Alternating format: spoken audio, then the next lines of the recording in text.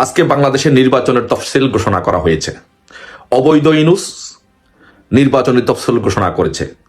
আমরা বাংলাদেশের গণতান্ত্রিক রাজনৈতিক দলগুলো এই অবৈধ ইউনূসের অবৈধ তফসিল ঘোষণাকে আমরা ঘৃণা ভরে প্রত্যাখ্যান করলাম। আমরা তার এই অবৈধ তফসিল মানি না।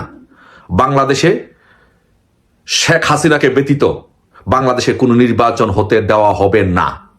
শেখ হাসিনাকে ব্যতীত বাংলাদেশে কোনো নির্বাচন হবে না।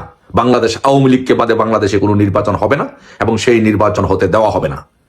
আজকে আপনারা দেখেন বাংলাদেশে যে তফসিল ঘোষণা করা হয়েছে, এই নির্বাচনে কারা অংশগ্রহণ করবে। বাংলাদেশের নিবন্ধিত রাজনৈতিক দলগুলোর মধ্যে সবচেয়ে বড় প্রধান রাজনৈতিক দল হচ্ছে বাংলাদেশ আওয়ামী লীগ, যার নেতৃত্বে এদের স্বাধীন হয়েছে। আছে জাসদ, বাসদ, জাতীয় পার্টি সহ প্রায় 23টি রাজনৈতিক নিবন্ধিত রাজনৈতিক দল এই নির্বাচনে অংশগ্রহণ করবে না, নির্বাচনে অংশগ্রহণ করছে না। তাহলে বাংলাদেশের প্রায় 60 to 65% মানুষের প্রতিনিধিত্ব যে রাজনৈতিক দলগুলো করে, তাদেরকে বাদ রেখে যদি একটি নির্বাচন করা হয়, সেই নির্বাচনকে আদৌ কোনো নির্বাচন হবে? কখনো সেই নির্বাচন কখনো নির্বাচন হতে পারে না।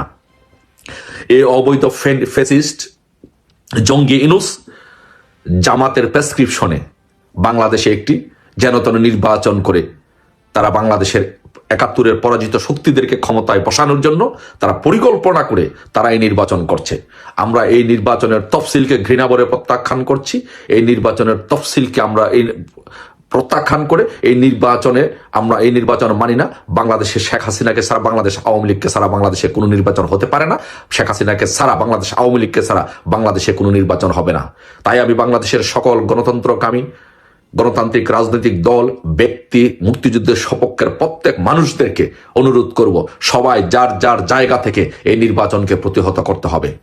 এই নির্বাচন প্রতিহতের লক্ষ্যে নির্বাচনকে প্রত্যাখ্যান করে বাংলাদেশ আওয়ামী লীগ কর্মসূচি ঘোষণা করেছে। আগামী 13ই ডিসেম্বর শনিবার বাংলাদেশ আওয়ামী লীগ সারা বাংলাদেশে লকডাউন কর্মসূচি ঘোষণা করেছে। যে বাংলাদেশের প্রত্যেকটি মানুষকে বলবো, এই লকডাউন কর্মসূচি, সর্বাত্মক এই লকডাউন কর্মসূচি পালন করুন। আগামী 13ই ডিসেম্বর বাংলাদেশে সর্বাত্মক লকডাউন কর্মসূচি পালন করুন শনিবারে।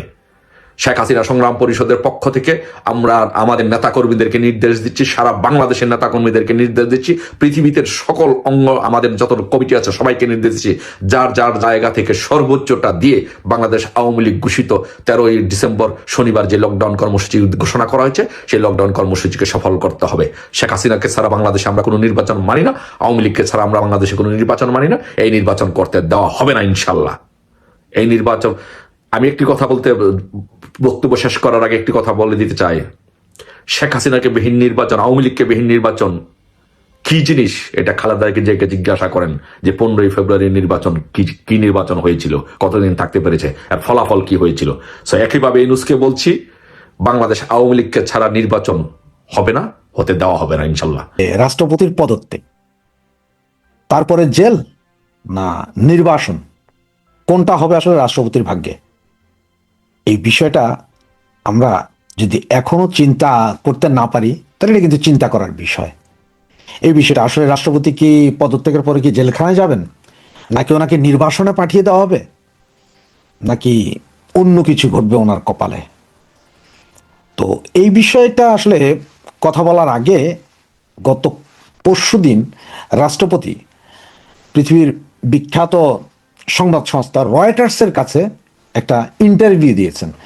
ইন্টারভিউটা সম্ভবত উনি হোয়াটসঅ্যাপের মাধ্যমে দিয়েছেন, কারণ যেহেতু ওনার প্রেস সেক্রেটারি থেকে শুরু করে সব কিছুই তুলে নেওয়া হয়েছে, ডাক্তার তুলে নেওয়া হয়েছে, এমনকি যতটুকু শুনতে পেরেছি যে ওনার যে বাড়ি, বিশাল বাড়ি, রাষ্ট্রপতি ভবন তো বিশাল ভবন, এই ভবনে যারা কাজ করে তাও প্রায় 70% নেই, মানে 30% আছে। এছাড়া বাকি সবই কমিয়ে দেওয়া হয়েছে। তবে সিকিউরিটি হেভি টাইট, ওনার সাথে কেউ দেখা করতেও পারেন না, উনিও বাইরে যেতে পারেন না, কোনো কিছুই নেই। এই অবস্থায় উনি সম্ভবত হোয়াটসঅ্যাপের মাধ্যমেই উনি এই ইন্টারভিউটি দিয়েছেন রয়টার্স, যদিও রয়টার্স বলে নাই যে এটা কিভাবে নিয়েছে, কিন্তু বোঝা যায় যে উনি হয়তো হোয়াটসঅ্যাপের মাধ্যমে দিতে পারে। তো ওনার যেই ইন্টারভিউটা আপনারা হয়তো অনেকে শুনে থাকতে পারেন, যারা না শুনেছেন আমি একটা সামারি বলছি। আসলে এই সামারিটা বলার আগে আপনাদের বলতে হয় যে বাংলাদেশের ইতিহাসে আরেকটা অস্থির অধ্যায়, আর এর কেন্দ্রে আছেন কিন্তু আমাদের রাষ্ট্রপতি মোহাম্মদ শাহাবুদ্দিন। গত পরশুদিন রয়টার্সের কাছে তিনি নিজেই স্বীকার করেছেন যে তিনি অপমানিত, তিনি অবহেলিত, তিনি নিজেই পদত্যাগ করতে চান। মানে রাষ্ট্রপতি শাহাবুদ্দিন আহমেদ তিনি নিজেই পদত্যাগ করে আসলে এখন নিষ্কৃতি চাচ্ছেন। ওনার অবস্থাটা এমন যে ছেড়ে দেমা কেঁদে বাঁচি অবস্থা। মানে আপনারা ভাই যা করবেন করেন, আপনাদের যেহেতু মৌলবাদীদের দেশ, মৌলবাদীরা এই দেশের মালিক বনে গেছেন, আপনারা আপনাদের দেশটাকে নেন ভাই, আমারে জীবনটা ভিক্ষা দেন, আমি চলে যাই, আর নাহলে আমার মাইরা ফেলেন, তাতেও শান্তি। তো এই যে রাষ্ট্রপতি এগুলো বলছেন, এটার মধ্যে দেখেন রাষ্ট্রপতির যেই অভিযোগ, আমাদের শাহাবুদ্দিন সাহেব উনি যে অভিযোগগুলো করছেন, উনি সরাসরি বলছেন যে ডক্টর মোহাম্মদ ইউনূসের নেতৃত্বাধীন অন্তর্বর্তীকালীন সরকার সম্পূর্ণরূপে ওনাকে উপেক্ষা করছেন। তার মানে হচ্ছে উনি যেহেতু এক সরকার প্রধান, উনি রাষ্ট্রপতি, তাহলে প্রধানমন্ত্রী ওনার নিচে। তখন প্রধানমন্ত্রী এরা যে কোনো দেশে গেলে সফর করে আসার পরে নর্মাল নিয়ম অনুযায়ী রাষ্ট্রপতির কাছে গিয়ে ওনারা সব ব্যাখ্যা করেন যে কি হয়েছে না হয়েছে, কি চুক্তি হয়েছে এগুলো। কিন্তু ডাক্তার ইউনূস সাহেব এগুলো কিছুই করেননি। উনি শপথ নেওয়ার পর থেকে আর কখনো রাষ্ট্রপতির সাথে দেখা করেন নাই। রাষ্ট্রপতির প্রেস বিভাগ, মানে রাষ্ট্রপতি প্রেস বিভাগ যেখানে রাষ্ট্রপতি বিভিন্ন বিবৃতি দেন, বার্তা দেন দেশবাসীর উদ্দেশ্যে বিভিন্ন কিছু, এই প্রেস বিভাগ পুরো প্রেস বিভাগের সরাই দিছে। তার মানে হচ্ছে উনি ঈদের শুভেচ্ছা, ওই পূজার শুভেচ্ছা, রোজার শুভেচ্ছা কোনো কিছুই উনি আর দিতে পারছেন না, কারণ হচ্ছে আমার প্রেস বিভাগই নেই, এটা পুরোটাই নেই। আর সবচেয়ে বড় অপমান এবং অপমানিত যেটা হয়েছেন সেটা হচ্ছে যে উনি এখনো সাংবিধানিক রাষ্ট্রপতি, এখনো বাংলাদেশের রাষ্ট্রপতি। এরা সবাই সংবিধানের কথা বলে রাষ্ট্রপতিকে মানে, কিন্তু এক রাতে উইদাউট এনি ইনফরমেশন, কোনো ইনফরমেশন ছাড়া, কোনো কথাবার্তা ছাড়া, কোনো লিখিত ডকুমেন্টস ছাড়া পৃথিবীর সমস্ত দূতাবাস থেকে অ্যাট এ টাইম রাষ্ট্রপতির ছবি সরাই নিলেন। এটা কিন্তু বিশেষ অপমানজনক।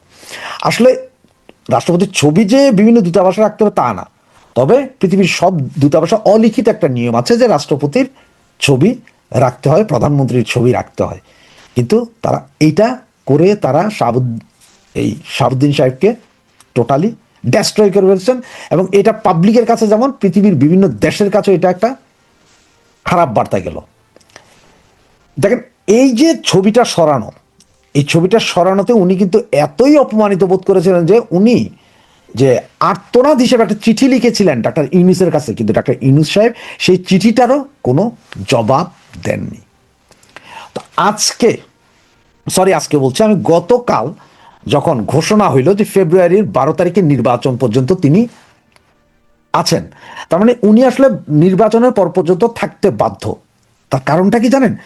একটা নির্বাচিত সরকার বা নির্বাচিত সংসদের হাতে পরবর্তীতে ক্ষমতা দেওয়া হয়। তো ক্ষমতাটা দেওয়া হয় মানে নির্বাচিত সংসদ আসে, ওরা তখন আপনার শপথ নেয়, শপথ নেওয়ার পরে তার একজন স্পিকার নির্বাচিত করে, স্পিকার আসে, এরপরে একটা রাষ্ট্রপতির যে কদিন মেয়াদ থাকে সে মেয়াদ পূর্ণ হওয়ার পরে এই ওরা আবার নতুন রাষ্ট্রপতি নির্বাচনে সম্মানের সহিত যায়। কিন্তু দেন গতকালকে প্রচার হলো, মানে নির্বাচন কমিশন বললো যে আগামী ফেব্রুয়ারি 12 তারিখে নির্বাচন ডেট ঘোষণা করে, তফসিল ঘোষণা করছে। আর ঠিক গতকালই আমাদের রাষ্ট্রপতি শাহাবুদ্দিন আহমেদের এই ইন্টারভিউটাও এট এ টাইম প্রকাশ করলেন যে উনি সময়ের আগেই পদত্যাগ করে উনি চলে যেতে চান, উনি এখানে থাকতে চান না। তার মানে উনি যেহেতু সাংবিধানিক বাধ্যবাধকতা আছে ফেব্রুয়ারির 12 তারিখ পর্যন্ত, 12 তারিখের নির্বাচন, সুতরাং 12 তারিখ পর্যন্ত উনি থাকতে হবে, এইটাতে কোনো বিকল্প নাই, কারণ সাংবিধানিক ব্যাপার। তবে উনি যদি এই মুহূর্তে ছাড়তে চান তাহলে হচ্ছে যে ওনাকে স্পিকারের হাতে ক্ষমতা দিতে হবে। স্পিকার তো নেই, স্পিকার তো আগেই পদত্যাগ করেছে, ডেপুটি স্পিকার আছে, উনি জেলে, শুধু উনি ক্ষমতাটা দিয়ে যাবেন কাকে? এই জন্য উনি বলছেন যে নির্বাচনের পরে ওনার সময় তো আরো 2 বছর 2.5 বছর আছে, উনি আর চান না, উনি নতুন সরকার আসলেই উনি সরে দাঁড়াবেন।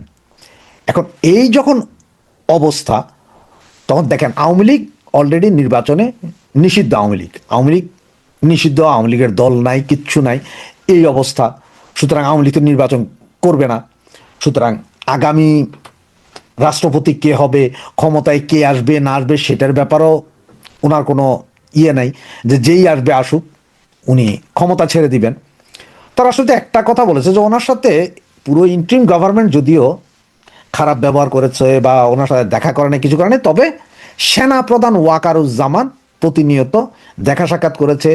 উনি বিদেশ গেলে বা বিদেশ থেকে আসলে এগুলো উনি রাষ্ট্রপতিকে বলেছেন, এবং উনি রাষ্ট্রপতিকে বারবার অনুরোধ করেছেন যে পরবর্তী গণতান্ত্রিক একটা সরকার না আসা পর্যন্ত আপনি থাকেন, কারণ সেনাবাহিনী ক্ষমতা দখলের কোনো পরিকল্পনা নেই। এগুলো সব রাষ্ট্রপতিরই কথা। সুতরাং এই সমস্ত ঘটনার পরে আপনার একটা প্রশ্ন আসে যে বাংলাদেশের রাজনীতি কি নতুন এক মোড় নিতে যাচ্ছে কিনা, রাষ্ট্রপতি কি সত্যি সরে দাঁড়াবেন, নাকি এর পিছনে আরো গভীর রাজনৈতিক হিসাব লুকিয়ে আছে, কোনটা মনে হয়? তবে এখন পর্যন্ত যতটুকু বোঝা যাচ্ছে বা যতটুকু ইনফরমেশন আছে তাতে হচ্ছে যে যদি কোনোভাবে ইউনূস গভর্নমেন্ট যদি কোনোভাবে জামাত এনসিপি কে সরকারে বসিয়ে দিতে পারে, তাহলে রাষ্ট্রপতিকে সরাসরি জেলে যেতে হবে। কেন জেলে যেতে হবে সেটা এখন বলছি। কারণ হচ্ছে যে জামাত এবং এনসিপি যদি আসে, তাহলে রাষ্ট্রপতিকে তারা এই রাষ্ট্রপতি যে ওত নিয়েছে, মানে যে শপথ নিয়েছে, রাষ্ট্রের যে শপথ নিয়েছে সেই শপথ ভঙ্গের দায়ে ওনাকে জেলে যেতে হবে। তার কারণ হচ্ছে এরা শপথ ভঙ্গ করেছে বলছে এই জন্য যে মিথ্যাচার করেছে। সেটা হচ্ছে মনে আছে আপনাদের সকলের, মানব জমিনের সম্পাদকের সাথে একটা ইন্টারভিউ, যেখানে উনি বলেছিলেন প্রধানমন্ত্রী জননেত্রী শেখ হাসিনা কোথায় পদত্যাগ পত্রটা জমা দিয়েছেন সেটা একটু দেখানোর জন্য ওনার কাছে নাই, উনি এই খবরও জানেন না, উনি অনেক জায়গায় খোঁজ দিয়েছেন, কেউ পদত্যাগ পত্র দেখাতে পারেননি। এইটা নাকি রাষ্ট্রীয় গুরুত্বপূর্ণ আপনার গুরুতর আইন লঙ্ঘনের কাজ করে, মানে রাষ্ট্রের একটা গোপন জিনিস উনি মুখ থেকে বের করে দিয়েছেন, যেটা উনি যে ওত নিয়েছেন, উনি যে শপথ নিয়েছেন শপথের সাথে যায় না। মানে রাষ্ট্রপতি প্রধানমন্ত্রী ওনারা যখন শপথ নেন তখন রাষ্ট্রের গুরুত্বপূর্ণ বিষয় যেগুলো গোপন রাখার সেগুলো গোপন রাখতে হলে পাবলিকলি প্রকাশ করা যাবে না। এই যে প্রধানমন্ত্রী শেখ হাসিনা যে পদত্যাগ করেননি বা পদত্যাগপত্র পাওয়া যায়নি, এইটা নাকি উনি চরম অন্যায় করেছেন, আর এই কারণেই ওনাকে জেলে ঢুকানো হবে। এবং জেলে ঢুকানোর পরেও ওনার বিরুদ্ধে এই যে 250-300 যে হত্যা মামলা আছে সবগুলোতে ওনাকে জড়ানো হবে, বলা হবে যে উনি রাষ্ট্রপ্রধান থাকা অবস্থাতেও এগুলো নিয়ন্ত্রণ করতে পারেনি, এই জন্য ওনাকেও হুকুমের আসামি করে জেলে ঢুকানো হবে। এটা হচ্ছে জামাত এনসিপি এবং ডক্টর ইউনূসের প্ল্যান। আর যদি কোনো কারণে বিএনপি ক্ষমতায় চলে আসে, তাহলে যে প্ল্যানটা আছে বিএনপি ক্ষমতায় আসলে হয়তো ওনাকে ঠিক স্পিকার নির্বাচিত করে এবং একজন নতুন রাষ্ট্রপতি নিয়োগ করার পরে ওনাকে হয়তো একটা সেফ এক্সিট দিয়ে দেওয়া হবে যে আপনাকে এতক্ষণ সময় দেওয়া হলো, হয়তো 24 ঘন্টা বা 12 ঘন্টা, যে আপনি দেশ ত্যাগ করেন। উনি দেশ ত্যাগ করার পরে হয়তো বিএনপি মামলা করতেও পারে, নাও করতে পারে, সেটা অন্য বিষয়। তার মানে এটা হচ্ছে যে একটা নির্বাসন, ওনাকে নির্বাসন। এই জন্য আমি লিখেছি যে জেল না নির্বাসন।